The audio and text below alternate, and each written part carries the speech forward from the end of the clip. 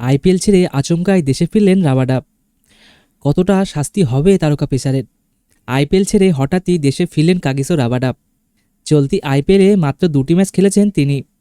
বুধবার royal Challengers Bengaluru বিপক্ষেও খেলতে দেখা যায়নি তাকে। তারপরই গুজরাট টাইটান্স বৃহস্পতিবার একটি বিবৃতি দিয়ে জানায় দেশে ফিরতে হচ্ছে তারকা পেসারকে। আরসিবির বিরুদ্ধে টসের সময় গুজরাট অধিনায়ক শুভমান গিল রাবাডার অনুপস্থিতি বিষয়টি জানান। গিল বলেছিলেন ব্যক্তিগত কারণে দলের সঙ্গে নেই তিনি।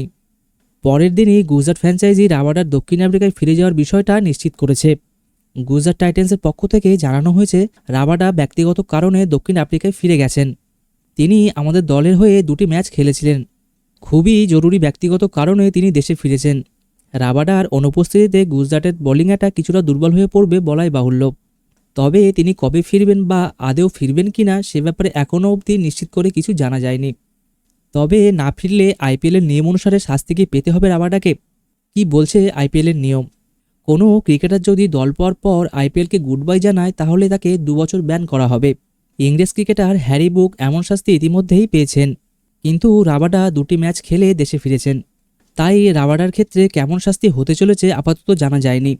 চলতি আইপিএলে 2 ম্যাচে 2 উইকেট পেয়েছেন তিনি। 3টি ম্যাচে 2টি জয় পেয়েছে গুজরাট। গুজরাটের পরবর্তী ম্যাচ 6 এপ্রিল হায়দ্রাবাদের বিরুদ্ধে। ভিডিওটি কেমন লাগলো অবশ্যই কমেন্টে জানাবেন এবং লাইক ও সাবস্ক্রাইব করতে ভুলবেন না। আসুন দেখা হচ্ছে আরেকটি নতুন ভিডিওতে।